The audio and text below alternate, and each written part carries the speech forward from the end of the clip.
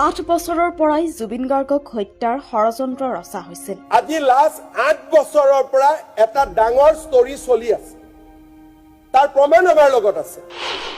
জুবিন গাৰ্গক এজনে মাৰিছে, বাকী কেইজনে সহায় কৰিছে। এজনে মাৰিছে, আন কেইজনে সহযোগিতা কৰিছে। জুবিনৰ সম্পূৰ্ণ ঘটনাত 5জন মানুহ জড়িত হৈ আছে। এজনে মাৰিছে, আন কেইজনে সহযোগিতা কৰিছে। সদনত মুখ্যমন্ত্ৰী হিমন্ত বিশ্ব শৰ্মাৰ বিস্ফোৰক মন্তব্য।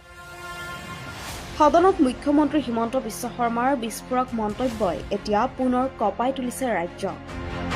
সদনত মুখ্যমন্ত্ৰী হিমন্ত বিশ্ব শৰ্মাই ঘোষণা কৰিলে যে প্ৰাণৰ শিল্পী জুবিনদাৰ মৃত্যু সহজ মৃত্যু নাছিল, সেয়া আছিল এক পূৰ্ব পৰিকল্পিত হত্যাকাণ্ড। আজি লাষ্ট 8 বছৰৰ পৰা এটা ডাঙৰ ষ্টৰী চলি আছে, তাৰ প্ৰমাণ আমাৰ লগত আছে। সেইকাৰণে মই SIT কৈছো যে 8 তাৰিখে আপোনালোকে